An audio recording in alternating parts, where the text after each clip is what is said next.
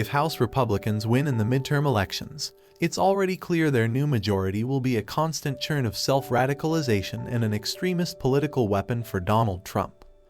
The Republican conference is purging heretics who reject the ex-president's personality cult and fueling his continuing assaults on democracy designed to restore him to power amid ever-growing signs that the narrow Democratic House majority is in trouble. So far this week, the House GOP has shown it's ready to turn a blind eye to Arizona Rep. Paul Gosar's tweet of a photoshopped anime video depicting him appearing to kill Democratic Rep. Alexandria Ocasio-Cortez of New York and swinging swords at President Joe Biden. The bulk of the House GOP is expected to stand by Gosar on Wednesday as he faces a rare censure vote by the full chamber and is stripped of 2 committee assignments.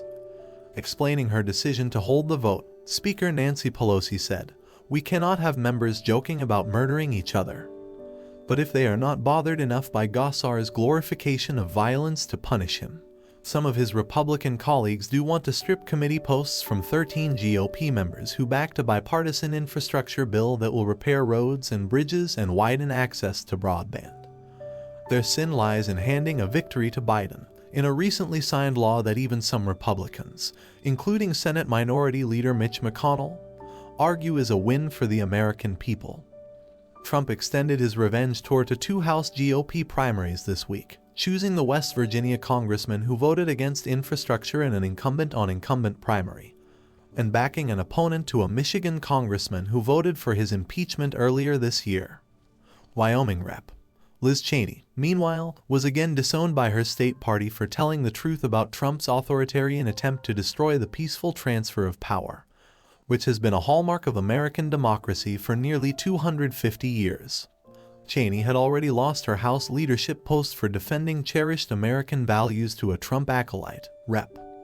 Elise Stefanik of New York, and she's now one of just 2 Republicans serving on the House Select Committee investigating January 6th. Cheney spoke out on Tuesday about colleagues who tolerate the violent rhetoric that increasingly characterizes their party but condemn lawmakers who vote for programs that they think benefit their districts, even though she personally did not support the infrastructure bill. The notion that Leader McCarthy won't full-on condemn what Paul Gosar did on multiple occasions, but that he seems to be entertaining this move to push the 13 off of their committees. I mean, it's indefensible, morally and ethically, and it's crazy politically. McCarthy said Gosar didn't mean to promote violence, but contrary to Cheney's claim, he also argued it was not the right time to go after Republicans who supported the infrastructure bill. Still, the idea that a staunch conservative like Cheney is being ostracized by her own party shows how far the GOP has moved from its ideological roots toward undiluted Trumpism. The new turn against Cheney came after Trump's allies vowed to use precedents forged by the House Select Committee to destroy the Biden presidency in a wave of investigations if they capture the majority next November. It's the role of Congress to serve as a check and balance on the power of the executive. But after most Republicans refuse to probe one of the worst attacks on American democracy in generations, they are already plotting similar investigative offensives over far lesser transgressions. A long-term, anti-democratic trend. This fresh evidence of the GOP's increasingly extreme path is just the product of a few days. But it follows months in which the party has covered up Trump's attempt to steal power, and supported his lies about a stolen election as part of its countrywide move toward authoritarian conservatism. At the state level, Republicans have tried to make it harder to vote in elections but easier to fix the results. And this week's ruckus inside the House GOP also coincided with anti-democratic fervor growing outside it, as Trump's populist political Machiavel Steve Bannon vowed to bring down the Biden regime after he was indicted for criminal contempt of Congress for refusing to testify on the attempted Trump coup. There will be another reminder of the horror of January 6th on Wednesday with the scheduled sentencing of Jacob Chansley, the self-described QAnon shaman who paraded through the U.S. Capitol during the insurrection shirtless and wearing a horned headdress. And in another example of American democracy in peril, it's possible Republicans could gain the seats they need to win the majority next year simply through partisan gerrymandering, a practice both parties engage in but with which Republicans have had more recent success. Years of gerrymandering by both parties have produced a House in which there are few competitive seats and in which members are driven to extremes to avoid primary challenges by more radical foes. While the Democratic Party's radicalization tends to push it toward a more progressive democracy. The same process in the GOP has turned the party of Ronald Reagan and Abraham Lincoln against democracy itself. That fact threatens to deny the country the healthy two-party system that has long been a hallmark of its superpower strength. A sense of inevitability over a new extreme.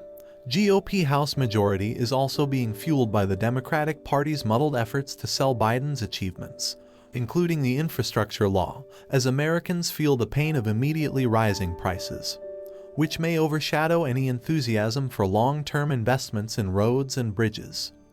And the drip of Democratic lawmakers announcing their retirements is exacerbating a sense that their party may soon be in the minority.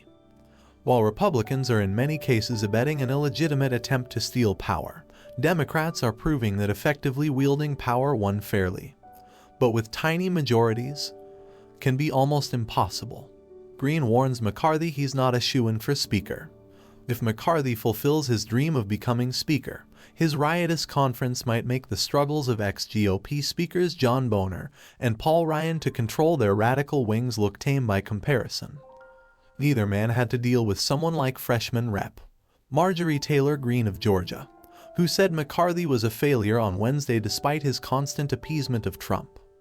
Angry that the California Republican hasn't stripped Republicans who voted for the bipartisan infrastructure bill of their committee assignments, Greene warned that McCarthy isn't a shoo-in for the speakership by saying Trump's opinion is going to matter big in who gets the gavel if the GOP wins.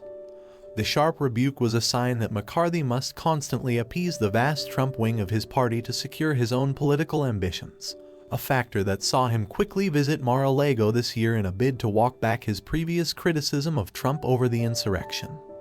Greene, who has spread misinformation about COVID-19 vaccines, revealed on Tuesday that she has not been vaccinated. She's frequently lambasted social distancing and masking measures and has earned thousands of dollars in fines for violating the House's pandemic-era rules, reflecting the kind of disregard for public health measures Trump exhibited. The turmoil racking the GOP House minority this week is yet another reflection of the iron fist that Trump wields over his party, and especially in the House, which traditionally showcases the radicalism of a party's grassroots. The reason why Republicans are standing by Gosar is that he is one of Trump's most vehement defenders and accomplices in attacking democracy. The reason why 13 supporters of the popular infrastructure bill are in trouble is that their votes helped hand Biden a win on an issue on which Trump manifestly failed, creating an embarrassing comparison with his presidency. And the reason that Cheney, one of the most consistently conservative members of the conference, was declared persona non grata by the Wyoming GOP is that she had the courage to stand against Trump's authoritarianism. Scenes of a Trump-led Republican revolution, which is already threatening party members who reject the GOP's ever more extreme dogmas, are all the more extraordinary since that kind of extremism could up alienating some general election voters in more competitive districts. It's only been a few weeks since Republicans were parsing the victory of Gov.elect Glenn Youngkin in Virginia as a sign that keeping Trump-style extremism at arm's length could help the GOP win back critical suburban voters. This week's outbursts have also drowned out an effective midterm election message that McCarthy was pushing for months about Biden's presidency failing, on the economy, on the pandemic, on the border and abroad. The evidence of a party that has embraced self-radicalization is dismaying former Ohio Gov. John Kasich, who, many years ago, was considered something of a conservative firebrand himself as a young GOP congressman. "It's completely crazy," Kasich said on CNN's The Situation Room, bemoaning his party's failure to rein in Gosar. "The Republicans are lucky the people aren't following this thing carefully. If they did, their ability to take over the House, in my opinion, would be in question. People don't support this kind of nonsense, they don't."